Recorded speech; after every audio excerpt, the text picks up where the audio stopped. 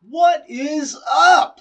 Hope you're all doing very well. Warm fuzzies to all my subscribers, and a gentle junk shot to those who watch my drivel but have not yet subscribed. Get it done. Just a bit of a short one here. My life has crashed down. I don't know which way to turn nor what to do.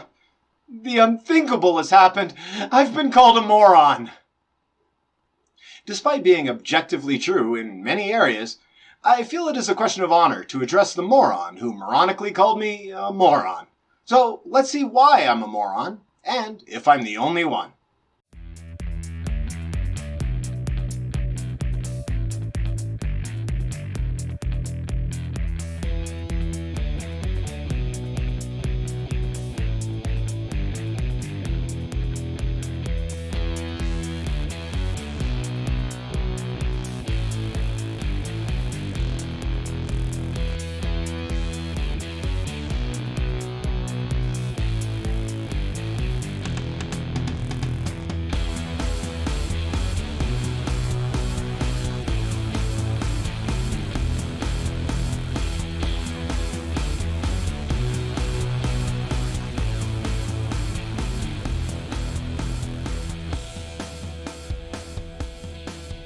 But Nina Jankowicz doesn't believe in the First Amendment. As she wrote recently, quote, "The free speech versus censorship framing is a false dichotomy." First of all, here's a pro tip. Anyone who uses the term false dichotomy is a moron, okay? That is one of countless academic phrases designed to prevent thought rather than facilitate it. False dichotomy means they're never going to have to explain why their position is correct or yours is wrong. They just dismiss with, oh, it's a false dichotomy. Again, that's an NPR phrase used by low IQ people who for some reason run our country all of a sudden. False dichotomy. Tucker has said that anyone who uses the term false dichotomy is a moron. He has said that it is a term designed to prevent thought. In order to see if he's correct, let's look at the term, the meaning, and its use. In the neighborhood of 2,370 years ago, Aristotle wrote a paper called Sophistical Refutations. In this paper, he listed about a dozen general fallacies. Fallacies are failures in reasoning which cause the argument made to be invalid. An example might be something like, most people believe X, therefore X is true. This is, of course, the ad populum or appeal to popularity fallacy. There was a time when most believed the earth was flat, so it was flat. Most now believe the earth is spherical, therefore the earth is spherical. This shows that what most believe is not a reliable method to get to truth. Fallacies are improperly formed arguments, where we cannot say that the conclusion is false, but we can say that the argument is useless. It is very simply a bad argument form.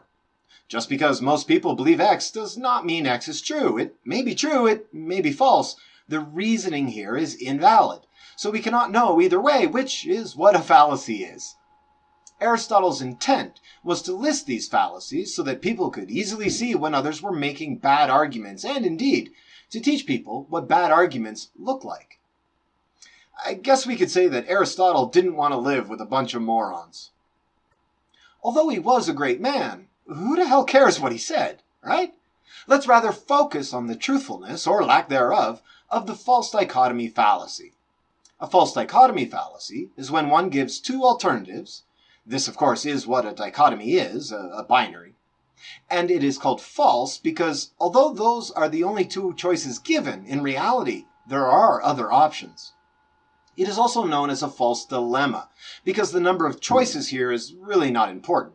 What is important is that other choices have been left out. Just because choices have been given does not make something a false dilemma. Not all or statements fall under this fallacy. We need to think a bit. Are there other options, or are these the only options? If we can find other options, it's fallacious. If there are no other options, it's valid. Consider the following. You're either sitting at home now, or you are not sitting at home now. The simple negation between these two choices is a great way to avoid the false dichotomy fallacy. You may be sitting at home, in which case the above claim is true. You may be sitting elsewhere, in which case the claim is true. You may not be sitting anywhere, in which case the above claim is also true. Now, contrast that with the following. You're either sitting at home now, or you're at the supermarket. Well, this might be correct. I could indeed be sitting at home, or I could be at the supermarket. But I hope you've noticed, it could also be very easily false. I could be at my friends, the cinema, or No, I could not be there. We cannot show truth from this, but this does not mean our conclusion is false. The only thing we can tell for sure is that the person saying it has not made a valid argument. They have committed a fallacy. We can therefore dismiss this specific argument outright. It is apparent that these or statements can be valid or not, depending solely on what we're specifically saying. Tucker, however, tells us that we're a moron if we use the term. Tucker, without telling me that I'm using a false dichotomy or false dilemma or referring to fallacies at all, you may be interested in the following statements. You are the least popular host at Fox, or you're a beautiful ballerina in a pink tutu. Biden would beat you in an arm wrestle, or you've not yet learned how to use a spoon. Everything that comes from your mouth is a lie, or you've committed multiple felonies. I would certainly hope, although I can't be sure, that you would have problems with these statements. Perhaps you would call them incorrect or untrue. Tucker, the problem you are seeing with these statements is called a false dichotomy. Tucker doesn't understand what fallacies are. Normally this would be fine. I'm sure there are a great many things that he does know, which many do not. However, his job, or at least what he purports to do, is to give information. In his role, he's supposed to help people figure out what is real and what's going on in the world. As he doesn't seem to understand what a basic fallacy is, how can he be expected to do this job? I'm not calling for his firing.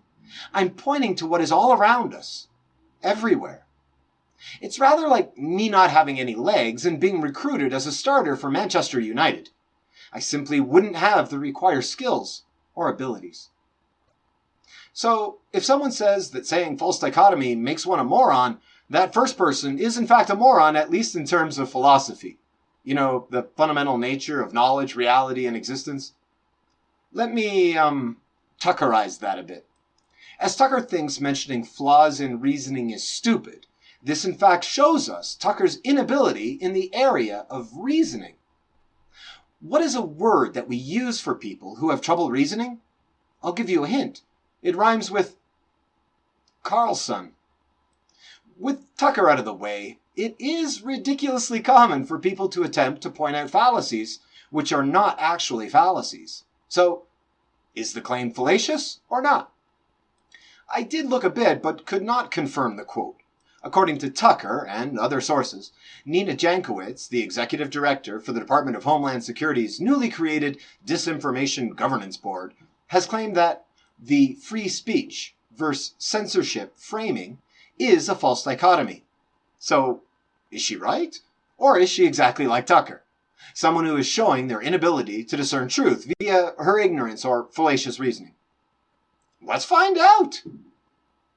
As we have seen, a false dichotomy leaves out possibilities, whereas a true dichotomy does not. It's pretty simple then. Are there other options here or not? Well, what does free speech mean? We have to be a little careful here, as equivocation is lurking around the corner. Freedom of speech is defined as the right to express any opinions without censorship or restraint. But this is certainly not how differing countries around the world who claim to have freedom of speech define the term. Censorship is defined as the suppression or prohibition of any parts of books, films, news, etc. that are considered obscene, politically unacceptable, or a threat to society. To be fully clear, speech nor social media restrictions are listed in the definition of censorship. If this is what Nina was talking about, she is correct. However, colloquially, we use the term censorship for restrictions in free speech as well. If this is the understanding that is being used, are there any other options? No, there aren't. We either have the right to say absolutely everything, or we are restricted in what we can say. This is what free speech versus censorship means. But please, If I have missed the possibility between being allowed to say anything at all and not being allowed to say anything at all, please do point it out in the comments. I guess, Tucker, you shouldn't feel too bad about your lack of ability in understanding how to come to truth. Nina fits nicely in the same group as you do. Perhaps the two of you can begin a sequel to Idiocracy. As an aside, name some popular figures who don't fit into this group in the comments. I would love more Twitter users to follow.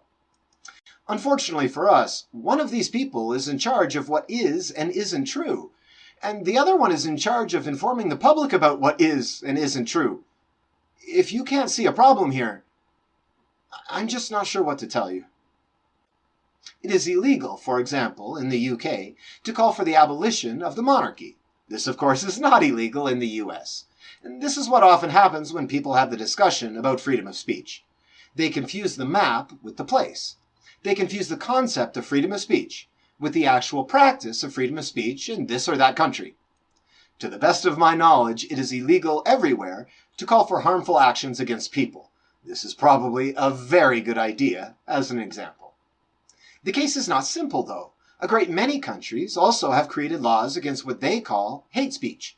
At first glance, this sounds obvious and great. Let's not allow hate. In actuality, this is a very difficult and potentially dangerous idea. What is hate speech to one is not always to another. The problem I'm pointing to is the subjective nature of many terms, perhaps not all, dubbed hate speech. I've talked to people who feel very strongly about being misgendered, and people who hate the label cisgender. Some religious people go after other religions, as well as atheists. And of course, some atheists go after the religious. We see progressives call those on the right racist, and those on the right calling those on the left horrible names as well. There aren't too many choices here. We could stop all hate speech, but this means anything anyone else doesn't like has become hate speech. Or we could allow all speech, but this means there will be some people saying horribly terrible things. Or perhaps there is some line, some dividing point between what is and what is not hate speech. If this is the case, we would need to have open, honest dialogue to find that line, but we can't. Because anyone who names a fallacy is obviously a moron. If we want a fair society, we have to take into account the problems and ideas of our citizens. Calling them names is promoting hate speech, but actually, it's much worse than that. It's stopping conversations that are vital to actually progress as a species. Where should this line be? I don't know the answer to this question. I don't know the answer to a hell of a lot of questions. My point here is not to give the answers. My point is to show the problems with the conversations. It is going to be very tough indeed to solve our problems with this sort of level of communication. Two people whom are very important in the public sphere when dealing with information and truth, and neither of them understand how truth works at all. This is a math teacher who doesn't know how to count. Tucker is largely harmful to our growth as a society, but the lady who's to be in charge of Truth for America is obviously unqualified for her new job as well. We have given both of these people tremendous power over our perception of reality. Elon has also recently taken a very powerful role in this area. Who knows if his direction will be good or not? He has said he's for freedom of speech, but almost everyone says that. We seem to have varying understandings of what that means. To all those making 1984 comparisons with the Ministry of Truth, you really need to read the book. The Orwellian Ministry of Truth is not a good analogy here. In the book 1984, the Ministry of Truth put out information that was incorrect. Their job was creating propaganda. The Department of Homeland Security's Disinformation Governance Board is supposedly not going to be in the business of creating propaganda. Rather, they're supposed to be in the business of deciding which information is true or not. Basically, controlling information. If you want a good analogy for George Orwell's Ministry of Truth, the creation of propaganda, try Fox News, CNN, MSNBC, all the big boys, and indeed, most of the news media we all watch every day. If you need some specific examples, check out most of my videos. The only potential saving grace here is that we have hundreds of these talking heads. Some of them are masked. Whereas the Ministry of Truth was a single entity. Well, I suppose that is only a saving grace for those who watch both sides. For those who only get their news from one side, either side, well, welcome to 1984. If you wanted a decent analogy for the newly created Disinformation Governance Board, an entity which decides which information gets to be seen, try China. In 1996, China blocked information on the internet in order to gain more social control. For example, to discourage protests against the government, to limit content which could be negative about the government of China, as well as other reasons, all dealing with control over the people. So, I guess, don't worry, Tucker. Your incorrect understanding of reality is not under attack by the Ministry of Truth because you are the Ministry of Truth. It is the actual truth that is being raped by you and your ilk. And not to worry about the Disinformation Governance Board either. They're not spreading lies. They're walking us towards a totalitarian system, adopting similar controlling practices to those we see in China. Nothing to worry about. Fallacies are things that only morons care about. Truth is what we tell you it is. You only get to hear what we think. Control exactly what people think, and that is our job. Yeah, we're not going to bother educating ourselves in the areas which would save us from these troubles. Big Brother Tucker and nauseating, note-carrying Nina will protect us from truth, coddled safely in their ignorance, deception, and self-importance. We call each other names and cheer and jeer our own lack of understanding as we unfailingly march along to their authoritarian talking points. A line from a Perfect Circle song seems relevant here. My boy Maynard James Keenan wrote, "Don't fret, precious, I'm here. Step away from the window and go back to sleep. Safe from pain, truth, and choice, and other poison devils. See, they don't give a fuck about you like I do. Me? I'm waiting for someone to step in front of the tank, but now I remember, that never happened. And even if it did, I wouldn't be allowed to talk about it."